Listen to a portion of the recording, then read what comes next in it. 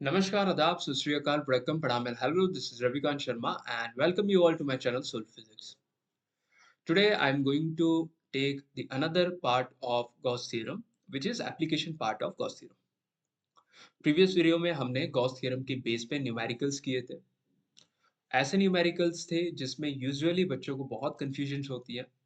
तो अगर आपने वो वीडियो नहीं देखा होगा तो वीडियो का लिंक आपको डिस्क्रिप्शन बॉक्स में मिल जाएगा, आप क्लिक करके देख सकते हैं.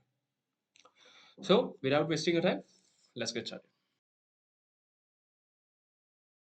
चलो, electric field due to point charge using Gauss theorem.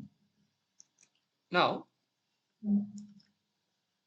आपको याद होगा तो स्टार्टिंग के लेक्चर में हमने इलेक्ट्रिक फील्ड के बारे में एक एक्सप्रेशन डिराइव किया था. Let's say if this is your Q charge और मुझे आर डिस्टेंस पे यहाँ पे let's say this is your R distance पे ये जो पी पॉइंट है यहाँ पे मुझे इलेक्ट्रिक फील्ड कैलकुलेट करना है. तो the expression is E equals to K capital Q by R square. ठीक है. So now we are going to derive this expression using Gauss theorem. तो चलो समझ लेते हैं इसको कैसे डिराइव करते हैं. तो सबसे पहले हम लोग कंसिडर करेंगे कि एक हमारे पास charge, positive charge, let's say Q charge यहाँ पे लाई कर रहा है. ठीक है. और पॉजिटिव क्यू चार्ज के अबाउट हमने एक सिमेट्रिक गॉसियन सरफेस बना रहे हैं. एक सिमेट्रिक गॉसियन सरफेस हमने यहाँ पे बनाया. Now the radius of this Gaussian surface is are.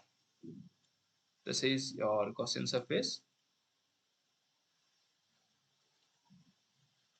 Gaussian surface, and this is your sphere.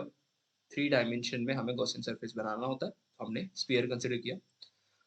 अब देख बेटा यहाँ पे इसका रेडियस क्या होगा, कोई भी लोकेशन देख लो, कोई भी लोकेशन पे हम मान के चल रहे हैं कि इसका रेडियस क्या है, आर है. तो अब इस क्यू चार्ज की वजह से इलेक्ट्रिक फील्ड कहाँ पे होगा, अगर पॉजिटिव चार्ज है तो पॉजिटिव चार्ज की वजह से electric field will be radially outward. So let's say this is the direction of electric field. This is the direction of electric field. समझ में आ रही है? This is the direction of electric field. अब ये कैसे आया, तो हमें पता है कि अगर पॉजिटिव चार्ज होती है तो पॉजिटिव चार्ज के अबाउट जो इलेक्ट्रिक फील्ड होती है वो कैसी होती है, दे आर रेडियली आउटवर्ड. और इन केस अगर नेगेटिव चार्ज होता तो क्या होता, electric field would have been radially inward. बात समझ में आ रही है. तो हम कंसिडर करते हैं कि यहाँ पे एक छोटा सा एरिया हमने सरफेस पे लिया हुआ है. ठीक है, स्मॉल क्रॉस सेक्शन एरिया हमने लिया. एंड लेट्स से वो जो स्मॉल क्रॉस सेक्शन एरिया लिया हुआ है, लेट्स से इट इज डी ए. ठीक है. नाउ द क्वेश्चन इज, यहाँ पे इस एरिया, इस जो ये जो छोटा सा जो स्मॉल क्रॉस सेक्शन जो मैंने लिया हुआ है, वहां पे एरिया का डायरेक्शन क्या होगा. तो एरिया का डायरेक्शन तो वही होगा जो सरफेस के नॉर्मल के डायरेक्शन के बराबर होगा. तो यहाँ पे सरफेस का जो नॉर्मल का जो डायरेक्शन होगा, that will be that will be perpendicular to the surface. तो ये आपका नॉर्मल का डायरेक्शन है. सो नॉर्मल के डायरेक्शन में ही आपका एरिया का डायरेक्शन होगा, दैट विल बी डी. ठीक है. तो ये छोटे से रीजन से फ्लक्स कितना निकल रहा है, इस छोटे से रीजन से फ्लक्स कितना निकल रहा है. So d phi is equal to E dot d A. D phi is equal to E dot d A. हाँ, समझ में आ रही है. अब हम यहाँ पे ये Gauss surface Gaussian theorem use करेंगे. गॉसियन थ्योरम क्या बोलता है, according to the Gauss theorem, according to Gauss theorem, flux is total flux is equal to net charge enclosed divided by epsilon naught. तो सबसे पहले हमें टोटल फ्लक्स कैलकुलेट करना पड़ेगा, बिकॉज हमें पता है गॉसियन सरफेस के अंदर जो चार्ज एनक्लोज्ड है उसकी वैल्यू तो हमें पता है, capital Q. So let's first evaluate the value of total flux. हमें पता है फ्लक्स क्या होता है बेटा, flux is line integral of electric field dot area vector. Line integral of electric field and area vector. अब देखो लाइन इंटीग्रल कहाँ पे हम करते हैं, लाइन इंटीग्रल पूरे एरिया के अबाउट करते हैं. तो यहाँ पे हमें ये क्लियरली पता चल रहा है कि चार्ज एक ही है, तो इलेक्ट्रिक फील्ड आर डिस्टेंस पे कोई भी लोकेशन पे हम कैलकुलेट करें, इलेक्ट्रिक फील्ड का जो वैल्यू होगा वो कांस्टेंट रहेगा. So let's say electric field हमने बाहर निकाला, अब हमें क्या फाइंड करना है, टोटल एरिया कैलकुलेट करना है। अब क्योंकि ये स्पीयर है बेटा, तो स्पीयर का एरिया कितना होता है, area of sphere is 4 pi R square. The area of sphere is 4 pi R square, so it will be 4 pi R square. अब यहाँ पे देखो ए डॉट बी है ना, तो ए बी और हर एक जगह पे cos 0 डिग्री लगेगा ना। यहाँ पे अगर मैं मैग्नीट्यूड ले लूँ तो it will be A B cos theta, और cos 0 की वैल्यू तो एनीवे 1 ही होती है, cos 0 इज 1, तो इसको हमने यहाँ पे एलिमिनेट कर दिया। ठीक है, तो ओवरऑल जो फ्लक्स मुझे मिला वो कितना मिल रहा है बेटा, E into 4 pi R square. अब यही चीज को let's say this is your equation number 1 and that one is your equation number 2, ये दोनों इक्वेशन को अब जब हम कंबाइन करते तो हमें क्या मिलेगा, E into 4 pi R square is equal to total charge यहाँ पे एनक्लोज कितना है, Q divided by epsilon naught. तो इस एक्सप्रेशन से हमें ये क्लियर मिल रहा है कि electric field is equal to Q by 4 pi epsilon naught R square. तो यहाँ पे electric field at a distance r का जो एक्सप्रेशन है वो हमने इवेल्युएट कर लिया है। ये वही है जो हमने यहाँ पे स्टार्टिंग में पढ़ा था, which is E equals to KQ by R square. ये गॉसियन थ्योरम से हमने डिराइव कर लिया। ठीक है, ये बहुत सिंपल था। ठीक है, वापस से मैं एक बार रिपीट कर देता हूँ। यहाँ पे क्यू चार्ज है, क्यू चार्ज के अबाउट हमने पहले क्या किया, गॉसियन सरफेस बनाया, गॉसियन सरफेस बनाया और गॉसियन सरफेस सिमेट्रिक होना चाहिए, तो इसलिए हमने स्फीयर कंसिडर किया। ठीक है, अब यहाँ पे हमने छोटा सा क्रॉस सेक्शन एरिया लिया और क्रॉस सेक्शन एरिया के अबाउट इलेक्ट्रिक फील्ड का डायरेक्शन और एरिया वेक्टर का डायरेक्शन देखा, दोनों के दोनों सेम है। तो इस केस में कॉस थीटा की वैल्यू कितनी होनी चाहिए, मीन्स थीटा की वैल्यू यहाँ पे 0 डिग्री है, तो इस हिसाब से कॉस 0 डिग्री की वैल्यू क्या होगी, 1 होगी। इसका मतलब फ्लक्स इस केस में इलेक्ट्रिक फील्ड और एरिया वेक्टर दोनों के दोनों सेम डायरेक्शन में है। कोई भी एरिया ले लो, हर एक कोई भी लोकेशन ले लो, कोई भी पॉइंट पे एरिया वेक्टर ले लो, हर एक केसेस में एरिया वेक्टर और इलेक्ट्रिक फील्ड सेम डायरेक्शन में होने वाली है। बात समझ में आ रही है। तो फ्लक्स, हर एक पॉइंट का फ्लक्स को हम ऐड करेंगे तो हमें टोटल फ्लक्स मिलेगा। तो हमें पता है टोटल फ्लक्स का एक्सप्रेशन क्या होता है, line integral of electric field over the surface area A. तो ये इलेक्ट्रिक फील्ड का हमने वैल्यू रखा हुआ है, इनफैक्ट हमें ये वैल्यू तो हमें कैलकुलेट करना। और इंटीग्रल हमने कहाँ पे यूज किया, एरिया वेक्टर के अबाउट, क्योंकि टोटल एरिया कितना है स्पीयर का, तो स्पीयर का एरिया हमें पता है 4 pi R square, and then I have substituted in the expression of Gauss theorem, और वहां से हमने इलेक्ट्रिक फील्ड इवेल्युएट कर लिया। ठीक है, चलो अब नेक्स्ट पॉइंट पे आते हैं, electric field due to infinite line charge using Gauss theorem. देखो इनफिनाइट लाइन चार्ज मतलब क्या होता है कि मान के चलते हैं कि यहाँ पे हमारे पास एक लंबा सा एक लीनियर एलिमेंट है जिसके ऊपर पॉजिटिव चार्ज लाई कर रहा है, let's say this is your positive charge. ठीक है, हमने इसको कैलकुलस मेथड से ऑलरेडी डिराइव कर लिया है, E equals to lambda by 2 pi epsilon naught R. अब हम इसे कैलकुलस की जगह पे गॉसियन थ्योरम से इसका एक्सप्रेशन हम डिराइव करने वाले हैं। ठीक है, तो चलो सबसे पहले इस चार्ज के अबाउट हमें गॉसियन सरफेस बनाना पड़ेगा, और इससे पहले हमें ये भी जानना पड़ेगा कि यहाँ पे चार्ज है कितना। सो लेट्स से कि यहाँ पे ये जो लाइन एलिमेंट मैंने लिया हुआ है, मतलब ये जो लीनियर बॉडी मैंने लिया हुआ है, ठीक है, this is in 1D, this is in 1 dimension. तो 1 डायमेंशन में जो आपकी डेंसिटी आती है बेटा, 1 डायमेंशन में जो चार्ज डेंसिटी हम कंसिडर करते हैं वो क्या होता है बेटा, that will B lambda. So let's say इस पार्ट का जो चार्ज डेंसिटी है which is lambda, and let's say कि थ्रू आउट ऐसे इन्फिनिटी लेंथ है, तो लेट्स से कि ये जो लाइन एलिमेंट है वो एक्सटेंड किया गया है, that is plus infinity to minus infinity. ठीक है, अब लैम्बडा होती क्या है, lambda is linear charge density which is nothing but total charge per unit length. बात समझ में आ रही है, total charge per unit length. तो अब मैं यहाँ पे लेट्स से कि मैं कुछ रीजन कंसिडर कर रहा हूँ, लेट्स से कि मैंने यहाँ पे इस लाइन चार्ज के अबाउट एक सिमेट्रिक गॉसियन सरफेस बना देता हूँ। ठीक है, तो यहाँ पे मैंने बनाया सिलेंडर। ठीक है, सिलेंडर इज इन 3D, और यहाँ पे ये जो चार्ज है, लेट्स से कि ये जो लेंथ है, इसका कितना लेंथ है बेटा, let's say the length is capital L। Length is capital L and ये जो सिलेंडर का जो रेडियस है हम मान के चलते हैं लेट्स से स्मॉल आर।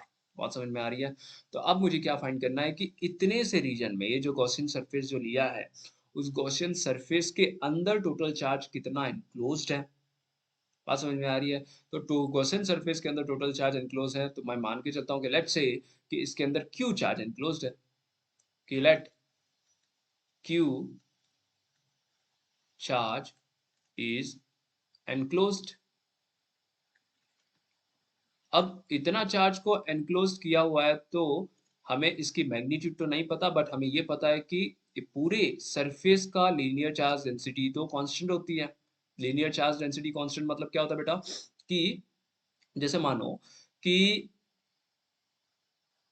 यहाँ पे जैसे मान लो यहाँ पे मैं एक सरफेस बनाता हूँ, ठीक है? तो ये सरफेस का टोटल लेट्स से कि टोटल जो चार्ज डेंसिटी है वो लैम्बडा दिया है हमने, ठीक है? अब इस सरफेस का मैंने एक टुकड़ा निकाल के मैंने यहाँ पे रख दिया, लेट्स से कि ये छोटा सा टुकड़ा मैंने यहाँ पे तोड़ के रख दिया। तो क्या ये सरफेस के टुकड़े का लीनियर चार्ज डेंसिटी लैम्बडा होगा कि नहीं होगा? नेचुरल सी बात है, इस सरफेस के ये जो सरफेस का जो टुकड़ा है उसका भी जो चार्ज डेंसिटी होगा वो लैम्बडा ही होगा, ठीक है? क्यों लैम्बडा होगा? Because lambda is giving you the property of the charge distribution. मतलब कि लेट्स से कि यूनिट लेंथ पे कोई भी यूनिट लेंथ पे चार्ज की डिस्ट्रीब्यूशन कितनी है तो उसके बारे में जो आइडिया हमें कौन देता है? वो लीनियर चार्ज डेंसिटी देती है, ठीक है? तो यूनिफॉर्म चार्ज डिस्ट्रीब्यूशन पे मैंने लीनियर चार्ज डेंसिटी के बारे में भी मैंने डिस्कस किया है, ठीक है? सरफेस चार्ज डेंसिटी के बारे में भी डिस्कस किया है, वॉल्यूम चार्ज डेंसिटी के बारे में भी डिस्कस किया है। तो अगर वो वीडियो अगर आपने नहीं देखा है तो वीडियो आप देख सकते हो, प्लेलिस्ट में आपको मिल जाएगा। तो एक शॉर्ट वे में मैं समझाऊँ तो यहाँ पे क्योंकि वन डायमेंशनल बॉडी है तो मुझे चार्ज डिस्ट्रीब्यूशन क्योंकि यहाँ पे ये जो चार्ज डिस्ट्रीब्यूशन है बेटा वो यूनिफॉर्म चार्ज डिस्ट्रीब्यूशन है। तो यूनिफॉर्म चार्ज डिस्ट्रीब्यूशन के लिए हम लोग कंसिडर करेंगे कि लीनियर चार्ज डेंसिटी यहाँ पे लैम्बडा है, ठीक है?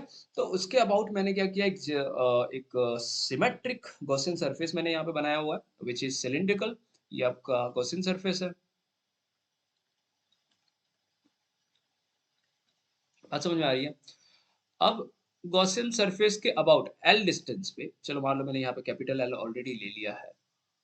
ये सपोज करो कि एल लेंथ के अबाउट टोटल चार्ज इसके अंदर कितना इनक्लोज्ड होगा तो हमें पता है lambda is equal to Q by L.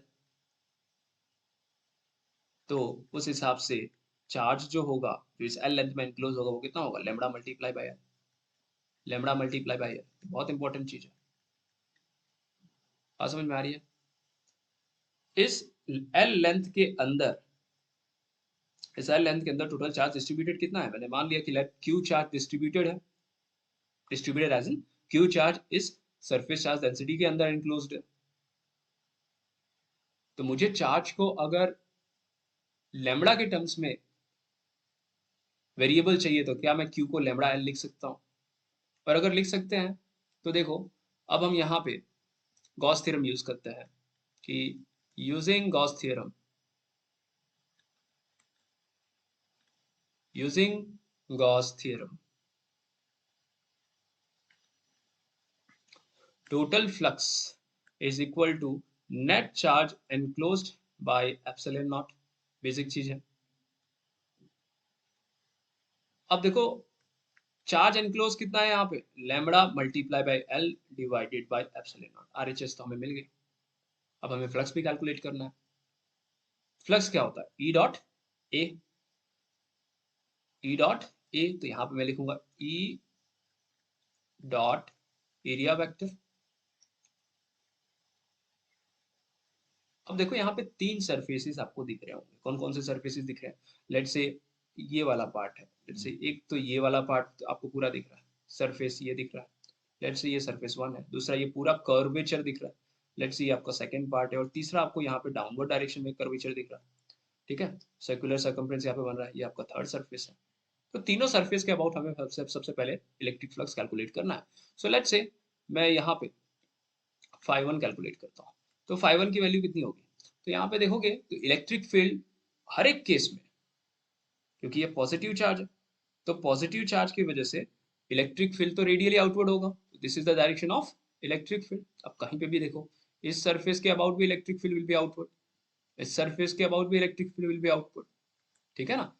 तो अब सरफेस वन पे अगर देखें तो इलेक्ट्रिक फील्ड और एरिया वेक्टर के बीच में एंगल कितना है? तो सरफेस वन में देखेंगे तो electric field is on left hand side और right hand side, whichever direction you consider. यहाँ पे एरिया वेक्टर जो होगा that will be in upper direction. तो देख रहे हैं कि यहाँ पे इलेक्ट्रिक फील्ड और एरिया वेक्टर के बीच में जो एंगल बन रहा है वो कितना बन रहा है बेटा? 90 डिग्री। तो जब फ्लक्स वन मतलब पहले सरफेस के लिए जो फ्लक्स निकालोगे तो that will be E into A cos 90 degree. तो जिसकी वैल्यू तो आपको ये आ गई 0। बात समझ में आ रही है? उसी तरीके से आपको सेकंड सरफेस पे अगर फ्लक्स कैलकुलेट करना है तो सेकंड सरफेस पे आपको जो इलेक्ट्रिक फील्ड है that is outward and areas vector भी आउटवर्ड ही है, ठीक है? ये सरफेस के अबाउट, इस सरफेस के अबाउट नॉर्मल तो उसके परपेंडिकुलर होगा, नॉर्मल जिस डायरेक्शन में होगा उसी डायरेक्शन में एरिया वेक्टर होगा। तो सेकंड केस में आपका जो थीटा की वैल्यू है दिस इज 0। तो ओवरऑल जो इलेक्ट्रिक फील्ड होगा it will be E A. Flux जो होगा सेकंड सरफेस पे वो ई ए होगा। और थर्ड सरफेस पे देख लेते हैं। थर्ड सरफेस पे देखे जाए तो see this is the direction of electric field and area vector is in downward direction. Again angle between area vector and electric field is 90। तो सिमिलर केस हो गया फर्स्ट सरफेस की तरह। तो it will be E A cos 90 degree and total flux for the surface third will be 0। तो अब हमें क्या फाइंड करना है कि टोटल फ्लक्स हम कैलकुलेट करते हैं। So total flux is nothing but यहाँ पे मैं इस तरीके से लिख सकता हूँ। Let's say this is your phi, so phi is nothing but phi1 plus phi2 plus phi3 which is equal to lambda L by epsilon naught। phi1 और phi3 की वैल्यू 0 है और phi2 की वैल्यू कितनी है? E into A, it will be E multiply by A is equal to lambda L by epsilon naught। अब देखो area vector, अब यहाँ पे एरिया तो हमें लिखना पड़ेगा। देखो मैं यहाँ पे लिख देता हूँ this value is 0 and this value is 0। कहाँ से आया? यहाँ पे देख लो। एरिया की वैल्यू कितनी आएगी? Area will be area of cylinder कितना होता है? एरिया ऑफ सिलेंडर कितना होता है? Area of cylinder is 2 pi R L, ठीक है? बिकॉज इसका रेडियस आर ले रहे हैं ना हम लोग, इसका रेडियस तो हमने आर कंसिडर किया है ऑलरेडी। सो और लेंथ आपका एल है, तो this is your curve surface area of cylinder and this is 2 pi R L. तो हमें यहाँ पे वैल्यू रखनी है 2 pi R L is equal to lambda L by epsilon naught. से एल से एल कैंसिल हो गया, तो you left with the expression E equals to, जो एक्सप्रेशन हमें डिराइव करना था वही एक्सप्रेशन हमारा वापस आ गया। So E equals to lambda by 2 pi epsilon naught R, E equals to lambda by 2 pi epsilon naught R, ठीक है? तो इस तरीके से हमने प्रूफ कर डाला, ठीक है? सो इसमें भी हमने क्या समझा? इसमें हमने ये समझा कि अगर हमारे पास यूनिफॉर्मली चार्ज डिस्ट्रीब्यूशन बॉडी है तो उसके अबाउट हमें सिमेट्रिक गॉसियन सरफेस बनाना पड़ेगा। अब यहाँ पे हमारे लिए जो परफेक्ट गॉसियन सरफेस जो था वो सिलेंडर है, तो हमने सिलेंडर बनाया, ठीक है? अब उसके तीनों सरफेसेस के अबाउट हमने इंडिविजुअली फ्लक्स कैलकुलेट किया और फ्लक्स कैलकुलेट करने के बाद हमने गॉसियन थ्योरम में सारी वैल्यूज को सब्स्टिट्यूट कर दिया, ठीक है? सो फाइनली हमें क्या मिला? E equals to lambda by 2 epsilon naught. अगर आपको ये डाउट है कि lambda equals to Q by L कैसे आया, तो इसके बारे में मैंने कंप्लीट डिस्क्रिप्शन मैंने अपने प्रीवियस वीडियो में बना के रखा हुआ है, तो आपको प्लेलिस्ट में मिल जाएगा, आप देख सकते हो, ठीक है? चलो, now we are going to discuss electric field due to plane sheet. Plane sheet में कैसे डिराइव करते हैं? देखो मान लो कि अगर हमारे पास इनफैक्ट ये हमने एक प्लेन शीट बना दी, ठीक है? और मैं ऐसा कंसिडर करता हूँ कि इस प्लेन शीट के अबाउट जो चार्ज है, let's say positive charge distributed है, so this is your plane sheet, इस पे सारा का सारा पॉजिटिव चार्ज डिस्ट्रीब्यूटेड है। बात समझ में आ रही है? अब मुझे क्या फाइंड करना है, इलेक्ट्रिक फील्ड फाइंड करना है इसके अबाउट, आसपास इलेक्ट्रिक फील्ड इस प्लेन शीट के अराउंड कितना होगा वो कैलकुलेट करना। तो अगेन मुझे कुछ चार्ज को एनक्लोज करना पड़ेगा और उस चार्ज के वजह से इलेक्ट्रिक फील्ड की मैग्नीट्यूड कैलकुलेट करेंगे। बात समझ में आ रही है? तो सबसे पहले, क्योंकि ये 2 डायमेंशन है, सो 2 डायमेंशन के लिए जो चार्ज डेंसिटी हम लोग लेते थे that would be surface charge density. तो 2 डायमेंशन के लिए हमारे पास सरफेस चार्ज डेंसिटी क्या होगा, let's say sigma is the surface charge density. Again ये जो प्लेन शीट है वो यहाँ पे प्लेन शीट पे जो चार्ज है वो यूनिफॉर्मली डिस्ट्रीब्यूटेड है। तो सिग्मा का एक्सप्रेशन क्या होता है बेटा, sigma equals to Q by, ठीक है, this is your surface charge density and surface charge density is total charge per unit area. बात समझ में आ रही है? तो अब हम क्या करते हैं कि सपोज करो मैं यहाँ पे कुछ रीजन के अराउंड मैं गॉसियन सरफेस बना देता हूँ। लेट्स से कि this is the region and about this region I am drawing a cylinder, I am drawing a cylinder, let's say certain location मैंने ये लिया और इसके अबाउट हमने एक सिलेंडर बना दिया। ठीक है, ये फ्रंट व्यू है और बैक साइड में भी होगा, बैक साइड के अबाउट भी हमने कुछ इस तरीके से बना दिया। ठीक है, अब ये वो वाला लोकेशन है जिस लोकेशन पे आपका टोटल चार्ज एनक्लोज्ड है। ठीक है, गॉसियन सरफेस जब आप बनाते हो तो इसमें इतना तो श्योरिटी चाहिए कि जितना जो चार्ज होगा वो सरफेस के अंदर एनक्लोज होनी चाहिए। तो अब देख बेटा, यहाँ पे बिकॉज लेट से यहाँ पे जो चार्ज एनक्लोज्ड है वो चार्ज एनक्लोज्ड है, लेट्स से q dash is the charge enclosed in it. अब क्योंकि सिग्मा की वैल्यू तो कांस्टेंट रहेगी, क्योंकि सिग्मा की वैल्यू कांस्टेंट रहेगी तो उस हिसाब से sigma is equal to q dash by a dash, let's say a dash is the area of this location, इस लोकेशन का एरिया हमने मान लिया a dash and this will be equal to q by a, क्योंकि sigma की value में कोई फर्क नहीं पड़ने वाला। ठीक है, अब देखो क्योंकि मैंने पॉजिटिव चार्ज कंसिडर किया है तो पॉजिटिव चार्ज की वजह से इलेक्ट्रिक फील्ड कैसी होगी बेटा, it will be outward. So this is the direction of electric field. समझ में आ रही है? Even in the back direction this is the direction of electric field, this is the direction of electric field. अब समझ में आ रही है? अब समझो कि यहाँ पे भी सिलेंडर के तो 3 सरफेसेस है और तीनों सरफेस के अबाउट हमें क्या फाइंड करना है, फ्लक्स कैलकुलेट करना है। Because if we have to find electric field, अगर हमें गॉस थ्योरम यूज करना है, यूजिंग गॉस थ्योरम फ्लक्स क्या होता है, total flux is equal to charge enclosed by epsilon naught. तो देखो एनक्लोज चार्ज तो मुझे मिल गया है, that is q dash by epsilon naught and this is nothing but sigma multiply by a dash by epsilon naught। ठीक है, ये मुझे 5 मिल गया। बट अब मुझे टोटल फ्लक्स है कितना वो डिपेंड करता है मेरे तीनों रीजन के फ्लक्स पे। 5 इज इक्वल टू, अब यहाँ पे तीनों रीजन कौन कौन से हैं, जो मैंने प्रीवियस वाले केस में बताया था सेम वैसे ही होगा। ठीक है, तो चलो यहाँ पे 3 रीजन कौन से हैं, let's say this is your first region, the curve with curve वाला जो पार्ट है this is your second region और अगेन अपोजिट डायरेक्शन में आपका थर्ड रीजन। तो फर्स्ट रीजन में देख बेटा इलेक्ट्रिक फील्ड और एरिया वेक्टर, यहाँ पे नॉर्मल भी बनाओगे तो सेम डायरेक्शन में बनेगा, तो नॉर्मल के अबाउट एरिया वेक्टर भी सेम डायरेक्शन में होगा। तो फर्स्ट सरफेस पे थीटा की वैल्यू हो जाएगी 0 डिग्री। सेकेंड सरफेस पे देखें तो सेकेंड सरफेस पे एरिया वेक्टर कैसा होगा बेटा, अपर डायरेक्शन और इलेक्ट्रिक फील्ड इस डायरेक्शन में है, तो यहाँ पे थीटा की वैल्यू हो जाएगी 90 डिग्री। और थर्ड सरफेस पे देखें तो एरिया वेक्टर भी इलेक्ट्रिक फील्ड के सेम डायरेक्शन में है, सो दैट मीन्स थीटा इस केस में कितना है बेटा, थीटा इज अगेन 0 डिग्री। तो हमें टोटल फ्लक्स कितना फाइंड करना है, टोटल फ्लक्स इंडिविजुअल फ्लक्स को हमें ऐड करना पड़ेगा, तो हमने इंडिविजुअल फ्लक्स को ऐड कर लिया। सो फाई वन की वैल्यू कितनी आएगी, phi one will be E A cos 0 degree. Phi two की वैल्यू कितनी है, ई ए cos 90 डिग्री। और फाई थ्री की वैल्यू कितनी है, ई ए cos 0 डिग्री। ठीक है, थर्ड सरफेस के लिए।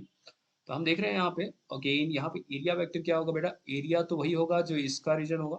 अगर एरिया का मैग्नीट्यूड हम लिखेंगे तो ये वाला एरिया इज इक्वल टू ये जो हमने जो ग्रीन कलर का जो शेडेड रीजन है उसके एरिया के बराबर होगा।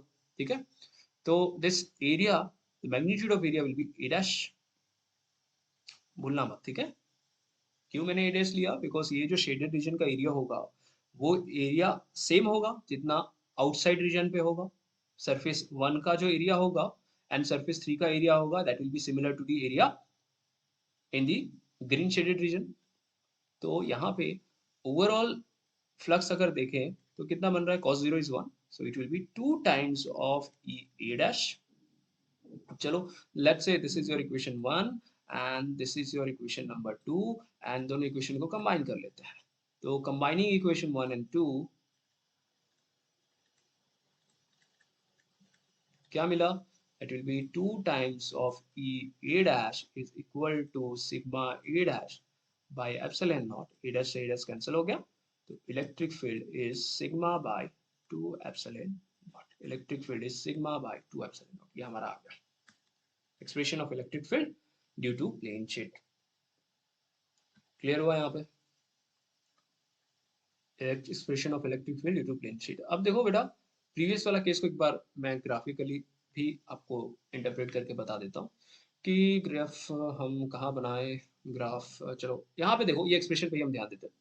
सी, ये डेरिवेशन में मैंने बताया था electric field is equal to lambda by 2 pi epsilon naught r. तो मतलब यहाँ पे आर की वैल्यू जैसे जैसे बढ़ाओगे इलेक्ट्रिक फील्ड की वैल्यू वैसे वैसे कम होगी, because electric field is inversely proportional to are.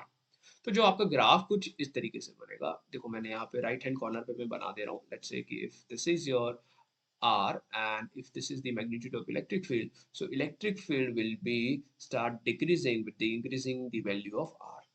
ठीक है, this is the graph of E versus R, specially in the case of infinite line charge. और दूसरा, यहाँ पे इसका ग्राफ अगर मैं बनाऊं इलेक्ट्रिक फील्ड वर्सेस R का, तो आपको दिख रहा है यहाँ पे फाइनल एक्सप्रेशन पे कि electric field is independent of distance, मतलब कोई भी लोकेशन पे जाओ इलेक्ट्रिक फील्ड की मैग्नीट्यूड में कोई फर्क नहीं पड़ने वाला as long as plane sheet is concern. तो यहाँ पे इलेक्ट्रिक फील्ड की जो वैल्यू होगी वो कैसी होगी बेटा, it will be constant, it will be constant.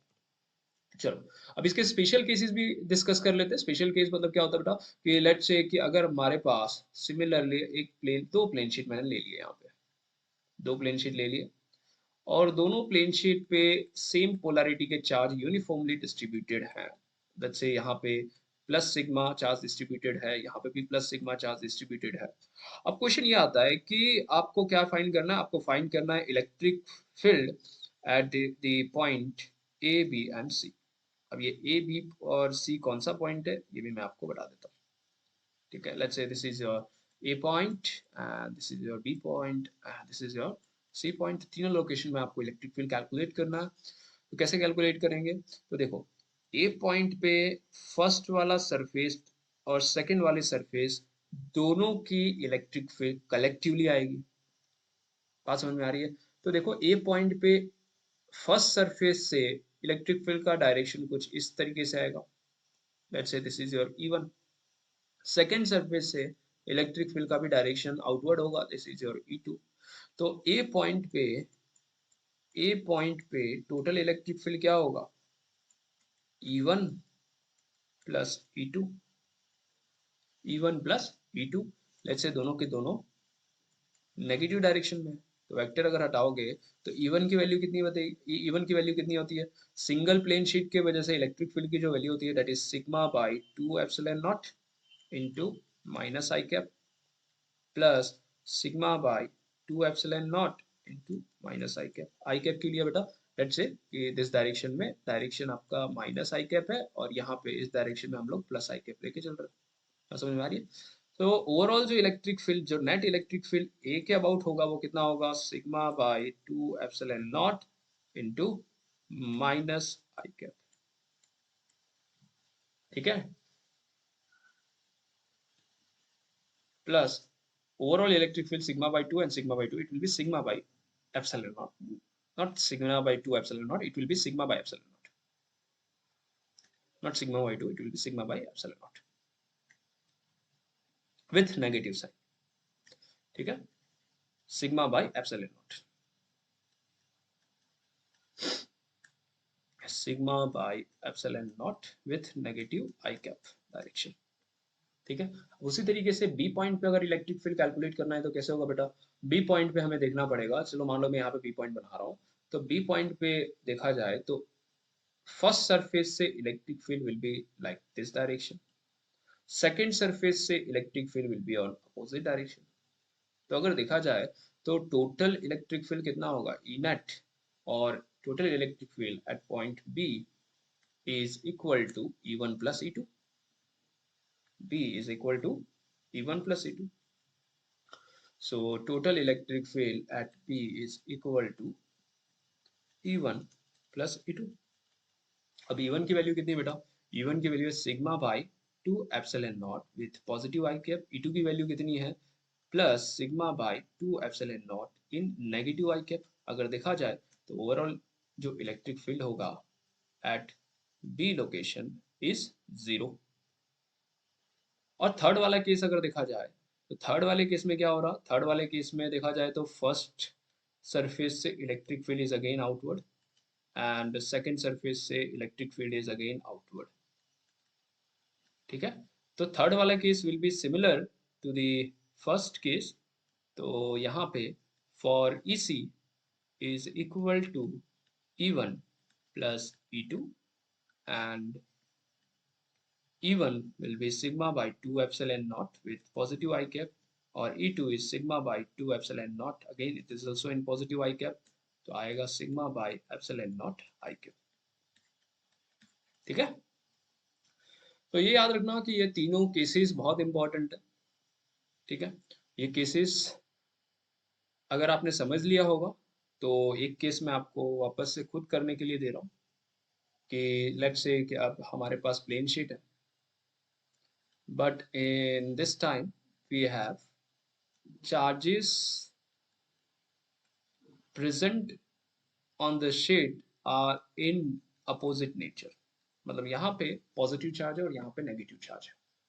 तो अब इस केस में total electric field similarly A point और B point and C point पे आपको कैलकुलेट करना है। कैसे करेंगे, अब वीडियो को पॉज करके आप ट्राई कर सकते हो, ठीक है। मैं यहाँ पे एक्सप्लेन कर दे रहा हूँ।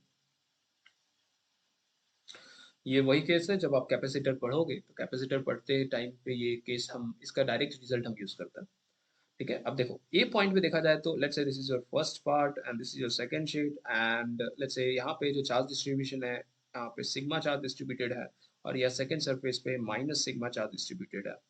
तो इस केस में पॉइंट ए पे देखें तो ए पॉइंट पे देखा जाए तो इलेक्ट्रिक फील्ड फर्स्ट सरफेस से विल बी आउटवर्ड और सेकेंड सरफेस से it will be radially inward.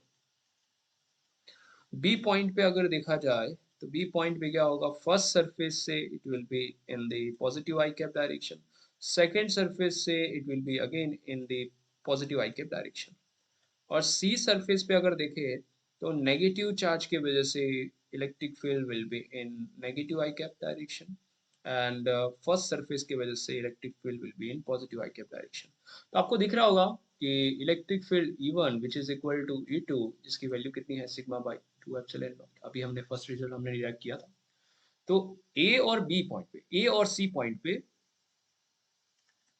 EA and EC will have total electric field 0, but in case of EB total electric field will be sigma by 2 epsilon naught I cap plus sigma by 2 epsilon naught I cap and this is sigma by epsilon naught। तो ये हमें ध्यान रखना है, ठीक है। Opposite polarity वाले अगर प्लेट्स अगर आ जाती है तो अपोजिट पोलैरिटी वाले प्लेट्स के ऊपर आउटसाइड में इलेक्ट्रिक फील्ड इज 0 और सेंटर में electric field is non zero. But अगर सेम पोलैरिटी वाले अगर प्लेट्स आ जाती हैं तो आउटसाइड में electric field is non zero and inside में इलेक्ट्रिक फील्ड इज 0। समझ में आ रही?